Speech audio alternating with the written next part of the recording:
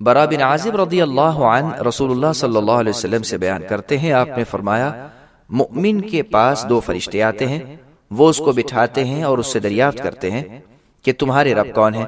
وہ جواب دیتا ہے میرے رب اللہ ہیں۔ پھر وہ اس سے دریافت کرتے ہیں تمہارا دین کیا ہے؟ وہ جواب دیتا ہے میرا دین اسلام ہے۔ پھر وہ دریافت کرتے ہیں یہ کون شخص تھے جو تم میں بھیجے گئے؟ وہ جواب دیتا ہے وہ اللہ کے رسول ہیں۔ وہ اس سے دریافت کرتے ہیں تجھے کیسے معلوم ہوا؟ وہ جواب دیتا ہے کہ میں نے اللہ تعالیٰ کی کتاب قرآن مجید کو پڑھا، اس پر ایمان لایا اور اس کی تصدیق کی۔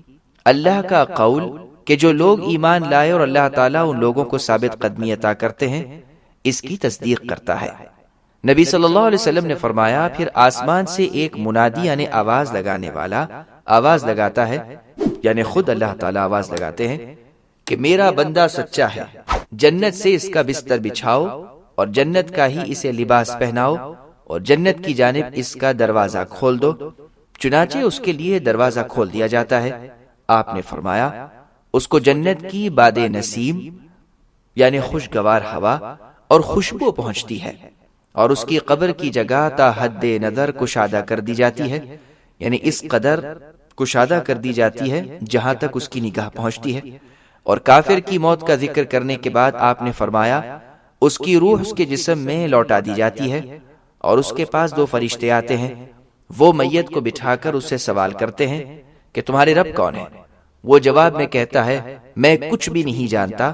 پھر وہ اس سے دریافت کرتے ہیں تمہارا دین کیا ہے؟ وہ جواب دیتا ہے میں کچھ بھی نہیں جانتا۔ پھر اس سے دریافت کرتے ہیں جو شخص تم میں بھیجا گیا وہ کون تھا؟ وہ جواب دیتا ہے میں کچھ بھی نہیں جانتا۔ اس پر آسمان سے منادی کرنے والا آواز کرتا ہے، یعنی خود اللہ تعالیٰ آواز لگاتے ہیں اس نے غلط بیانی کی ہے، اس کا آگ سے بستر تیار کرو، اس کو آگ کا لباس پہناؤ اور دوزخ کی جانب اس کا دروازہ کھول دو۔ آپ نے فرمایا اس کو آگ کی گرمی اور اس کی باد سموم یعنی زہریلا دھواں وغیرہ پہنچے گی۔ آپ نے فرمایا اور اس کی قبر اس پر تنگ ہو جائے گی، یہاں تک کہ اس کی پسلیاں مختلف ہو جائیں گی یعنی ایک دوسرے میں گت جائیں گی۔ پھر اس پر اندھا بہرا فرشتہ مقرر کیا جائے گا جس کے پاس لوہے کا ہتھوڑا ہوگا، اگر اس کو کسی پہاڑ پر بھی مارا جائے تو پہاڑ مٹی بن جائے۔ چنانچہ وہ اس کو اس شدت کے ساتھ مارے گا کہ اس کی آواز انسانوں اور جنوں کے علاوہ مشرق و مغرب میں موجود سب سنیں گے، اس سے وہ مٹی بن جائے گا، پھر اس میں روح لوٹائی جائے گی۔ اس حدیث کو امام احمد اور امام ابو داؤد نے روایت کیا ہے۔